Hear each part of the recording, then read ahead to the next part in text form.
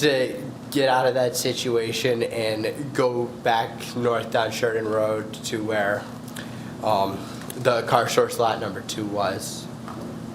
And did you get back?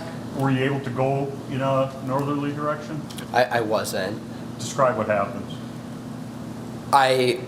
Once I take that step back, I look over my shoulder and Mr. Rosenbaum was now running from my right side, and I was cornered from in front of me with Mr. Zeminski, and there were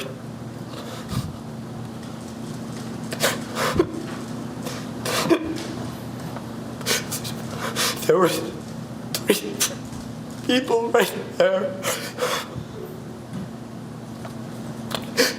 Take a deep breath, Kyle.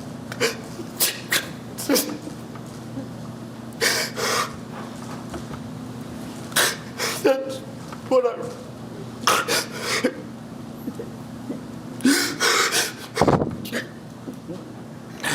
That's what I run. We're going to just take time for our break anyway. You can just relax for a minute, sir. We're going to take a break about 10 minutes, and please don't talk about the case during the break. Read, watch, or listen to any account of the trial.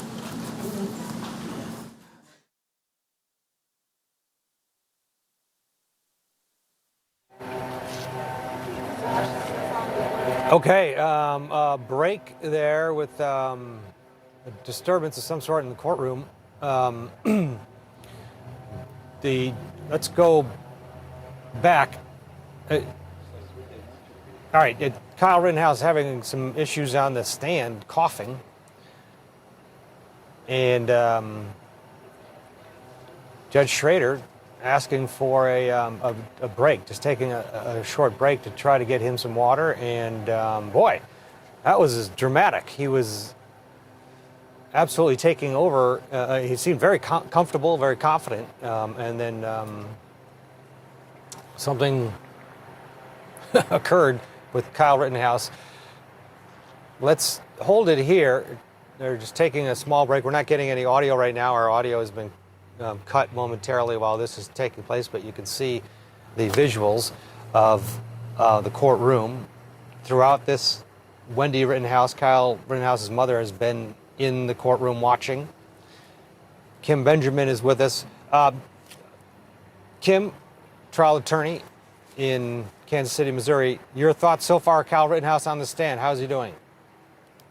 I think he's testifying very confidently, like you said, and he seems to really remember everything that happened. He seems to be extremely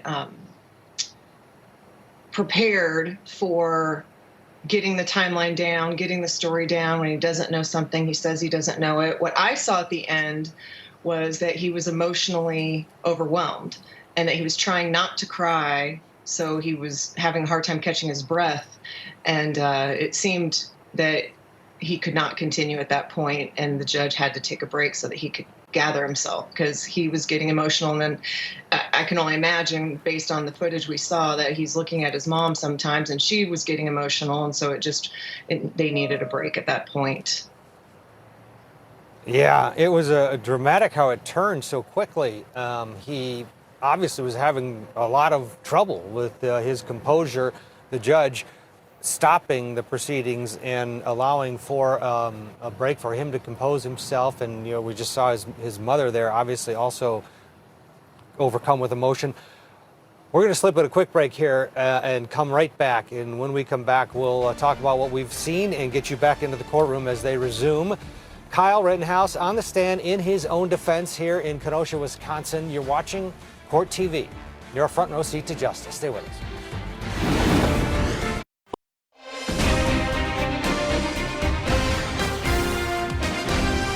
Welcome back to Court TV Live. I'm Ted Rollins, live in Kenosha, Wisconsin, where Kyle Rittenhouse has taken the stand in his own defense. We're on a break. Why? Because Kyle Rittenhouse broke down on the stand to the point where Judge Schrader had to halt the proceedings. Let's take a look at that moment where Kyle Rittenhouse basically lost his composure and could not go on. Here it is. Describe what happens. Once I take that step back, I look over my shoulder, and Mr. Rosenbaum was now running from my right side, and I was cornered from in front of me with Mr. Zeminski, and there were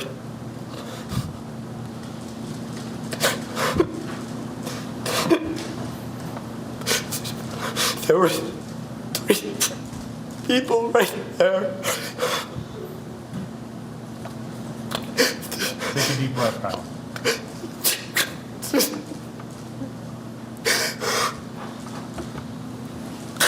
That's what I.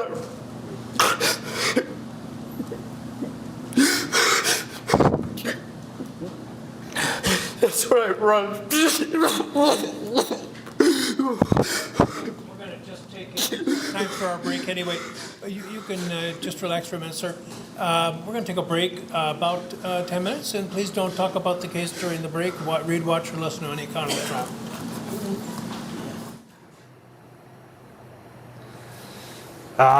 That was dramatic. I apologize earlier. I didn't have a visual. I just could hear it in my ear of what was going on. And boy, you watch that transpire.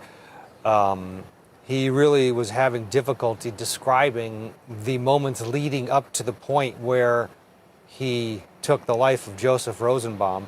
And you see his mother reacting as well in the gallery. Kim Benjamin, Judge Schrader did the right thing with the break there. I mean, it seemed pretty clear that was the only option.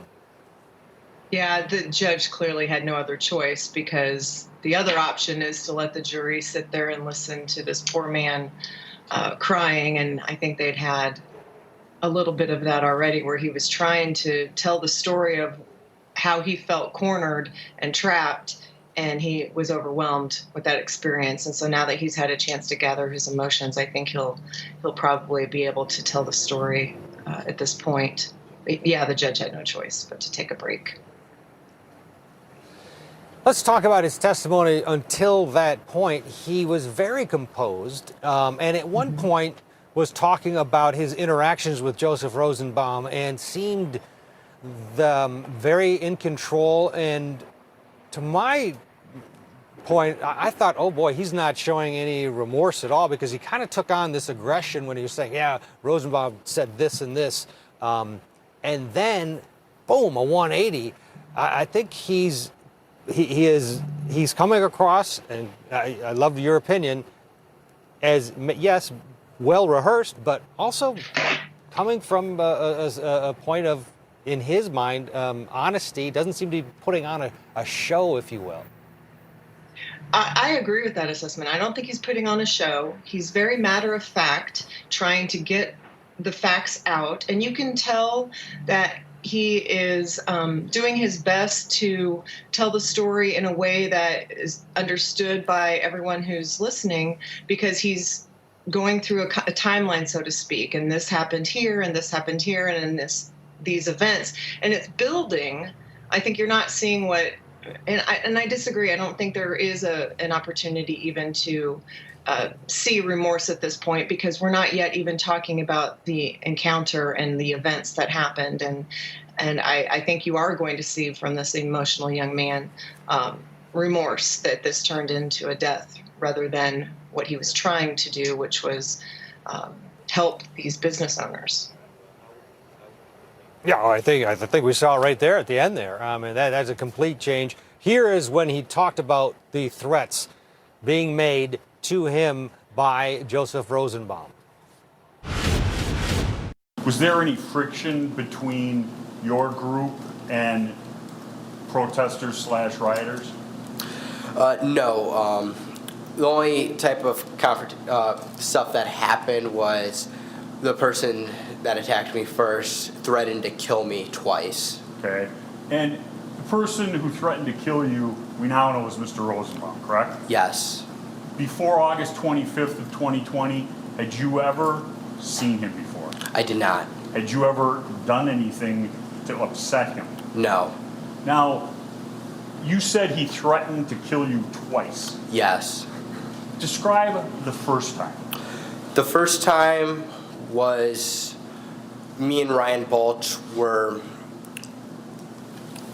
a little bit north, towards the north corner of 59th and Sheridan, and Mr. Rosenbaum was walking with a steel chain, and he had a blue mask around his face, and he was just mad about something. Me and Mr. Balch were asking people if they needed medical help, and then he screamed, sorry for my language, he screamed, "If I catch any of you f***ers alone, I'm going to kill you." Jim Benjamin, that is a story that we've heard through other witnesses that Rosenbaum apparently had said that.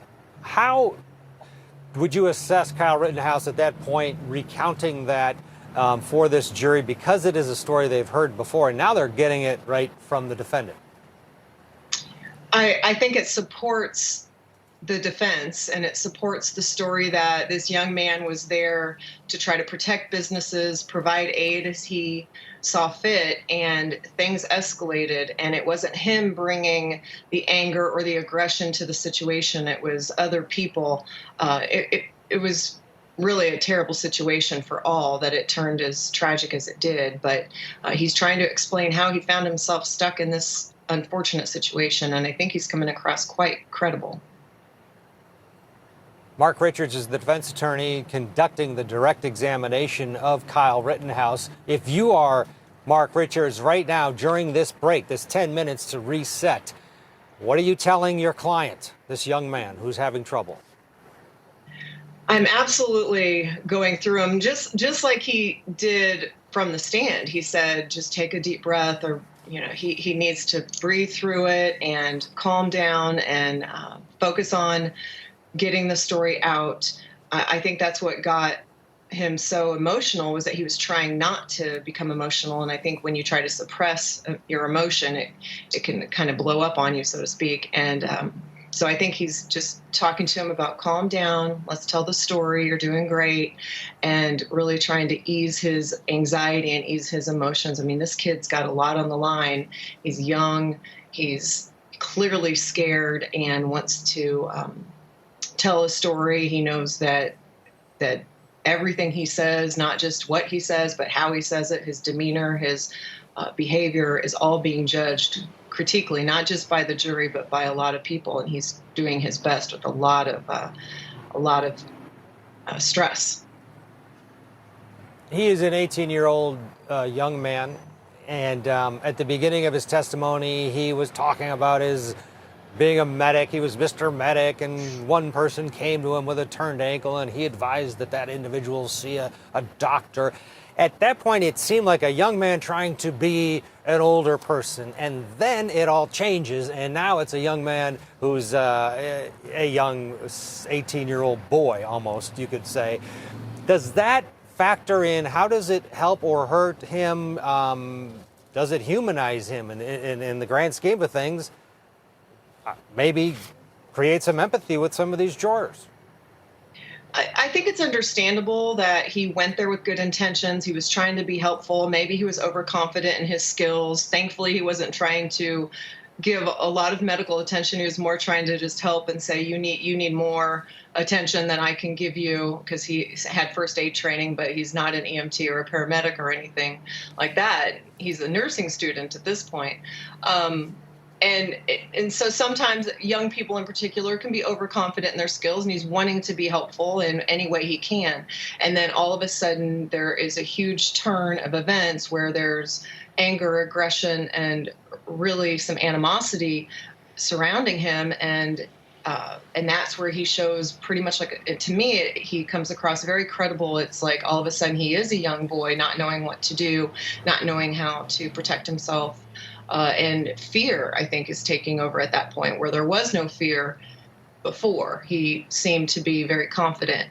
And now all of a sudden you're seeing him in a very stressful, very fearful situation that anybody, 18 or not, would be petrified for their life. It sounded like what was coming across to me. Absolutely, and having trouble articulating it as he's trying to relive it for this jury. We understand the jury is now coming back into the courtroom. Judge Schrader has brought them back. This 10-minute cooling off period has come to an end, and now Mark Richards will continue to conduct his direct examination of Kyle Rittenhouse. And then the big question of, that's the easy part, as difficult as it is, then it'll be cross-examination. Let's get you back into the courtroom and listen in. We got everybody?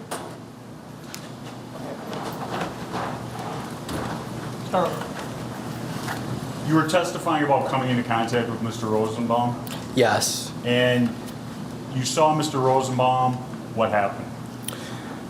Once I got to that car and I stepped forward to put that fire in the Duramax out, and Mr. Zeminski stepped towards me, I went to go run back south down Sheridan, and Mr. Rosenbaum was right there at the corner of the Duramax, starting to chase me. And that's when I realized the only place I can run with the people around me is straight towards the building of the car source lot number 3. When you saw Mr. Rosenbaum, that's when you said friendly, friendly? When I heard burn inside, I don't know exactly where I was at in the time for that. Did Mr. Rosenbaum say anything to you? No, Mr. Zeminski instructed Mr. Rosenbaum to get him and kill him. That's what I heard. And you go running what's been referred to the southwest corner of car source? Yes.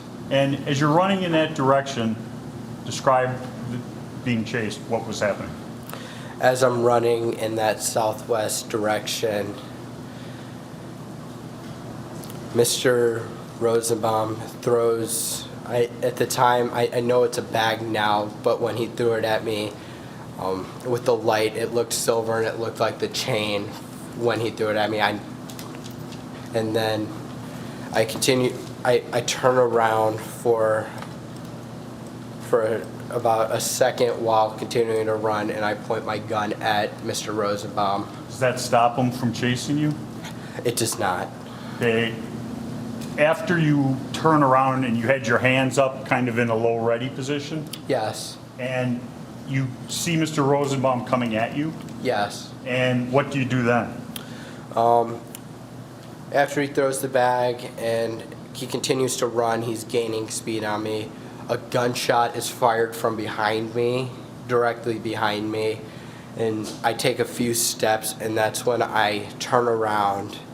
And as I'm turning around, Mr. Rosenbaum is, I would say, from me to where the judge is, coming at me with his arms out in front of him. I remember his hand on the barrel of my gun. And why didn't you just keep running? When I was over there, there were about 100 people surrounding those cars, and there was no space for me to continue to run to. Okay. And so you turned around, Yes, and as you see him lunging at you, what do you do? I shoot him. And how many times did you shoot? I believe 4. And after you shot him, what did you do? The people around the cars that were originally there were not there anymore. They moved away, and I ran around to see if I could help Mr. Rosenbaum. And when you got to Mr. Rosenbaum, what was happening? Mr. McGinnis he took off his helmet and slammed it on the ground and took off his shirt, and I don't remember what he said. I wasn't focused on that. I was in shock, sort of. Let me back up a second. Did you know Mr. McGinnis was even around? I didn't. Okay. And he says something to you, and what do you do? I pull out my phone and I call Dominic Black. And you call Dominic, and what do you say? I told him I just shot somebody. I had to shoot him. And what do you do then?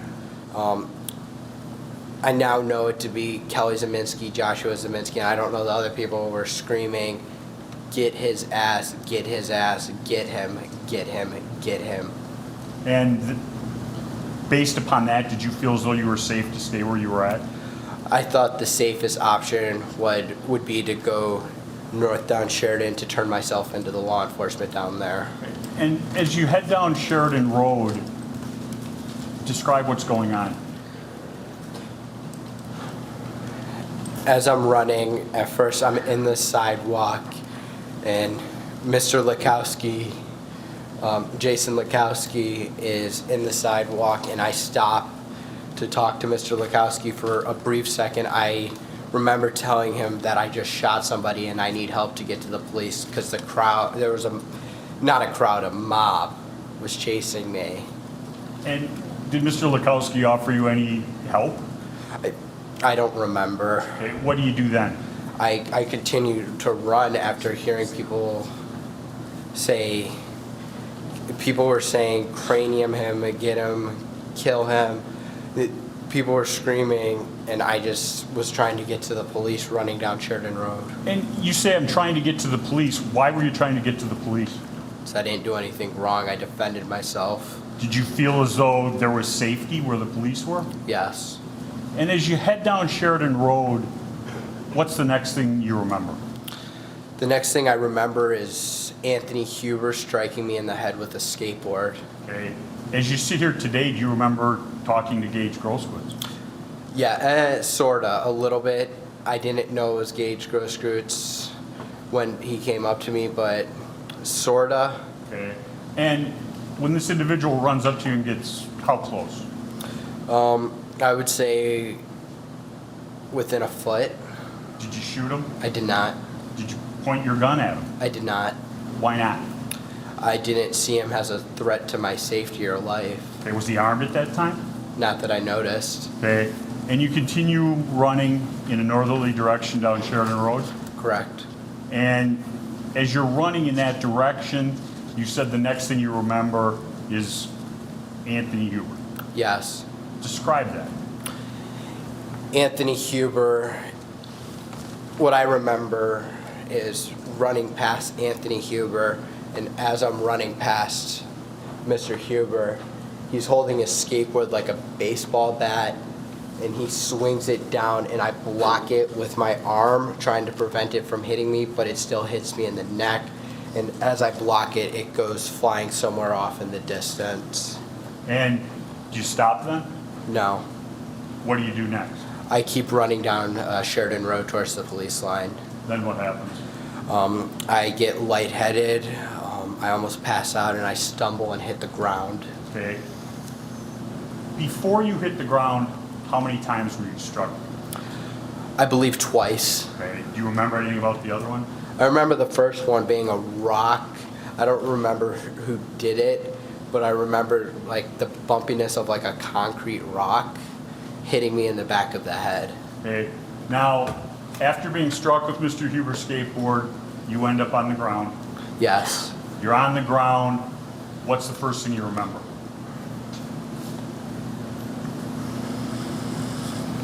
As I'm on the ground, there are people around me. I don't recall how many, but I remember moving my rifle in their direction, and they back off besides one person. Okay.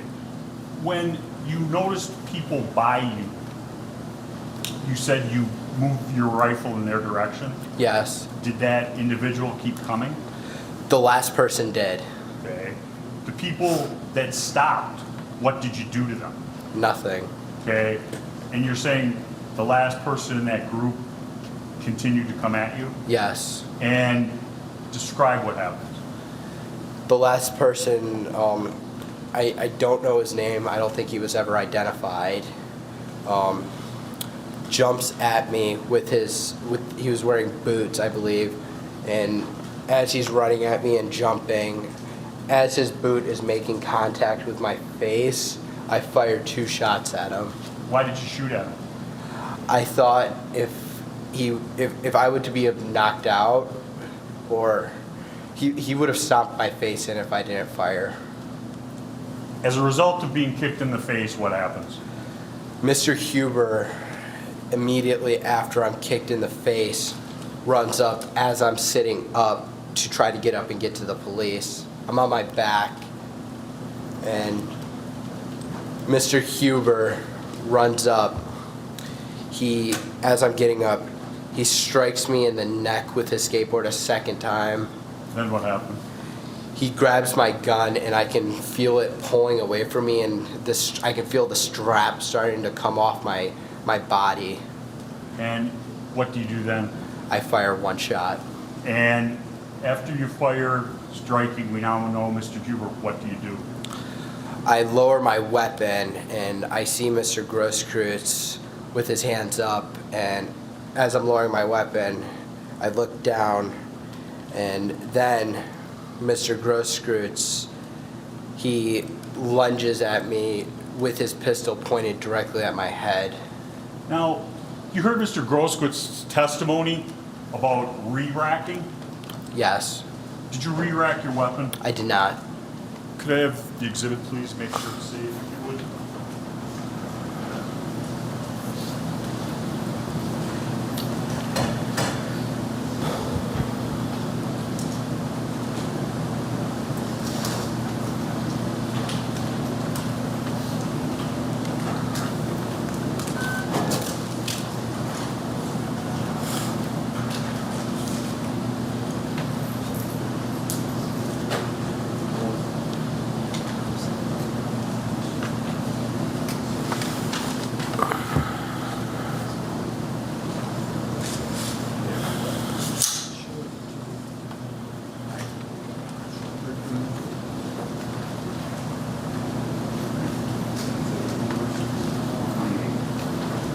Showing you what's been previously marked, Exhibit 28. Do you recognize this? I do. Now, when somebody would, as Mr. Grosskreutz said, re-rack, is that this? Yes. Do you call it re-racking? I call it charging, putting a live round into the chamber. And to recharge, you have to pull this all the way back? Yes. Say that's about 4 inches? No, I'm asking you if you agree with that approximation. Mr. Rittenhouse, how far do you think that is? 3-4 inches. And if the weapon is loaded and you re-rack, what happens? If there is already a round in the chamber, when you re-rack the rifle, a live round would come out, chambering a new round into the chamber. Now, we got to the point where Mr. Grosskreutz is standing in front of you, has his hands up, Correct. and are you aware that he's armed? At that point, I do see a pistol in his hand. Is that the same or different from your first encounter with Mr. Grosskreutz? That is different.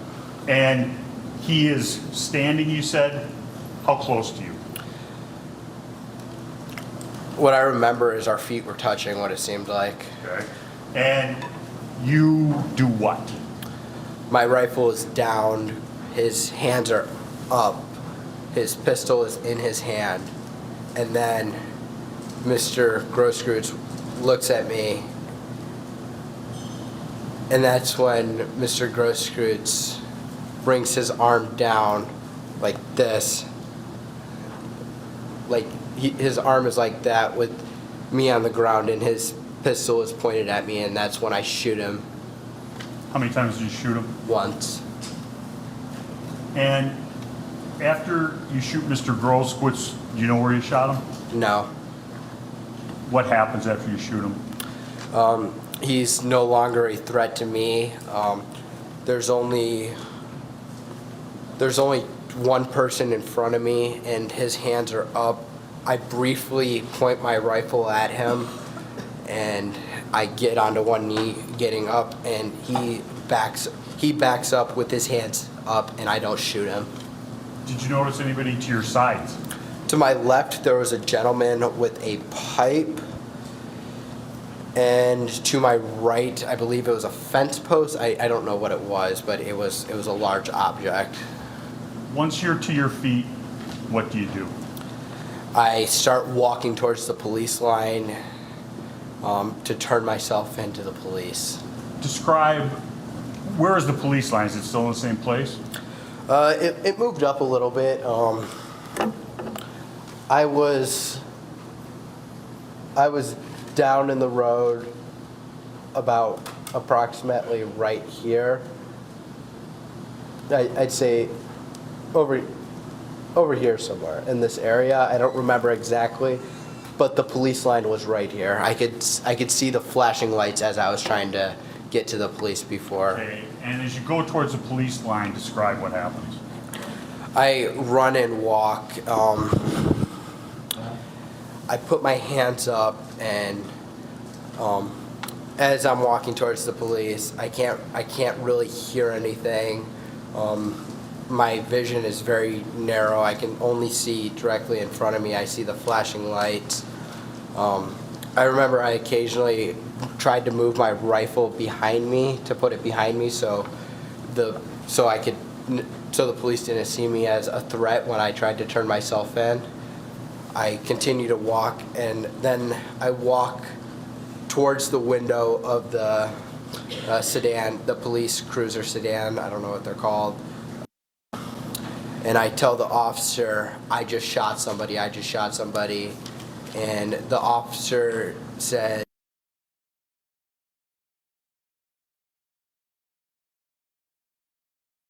And where do you go after you step back from the police car? I go to car source number 2. Okay, and now there wasn't a line there? They weren't stopping people from going in a northerly direction? No, they weren't. And you go to car source, what we refer to as car source number 2, and who do you see? I get there and I think the first person I see is Joanne Fiedler. I don't remember exactly, but I believe that's who's outside at the door. They let me inside. The door was locked, so somebody had to get the key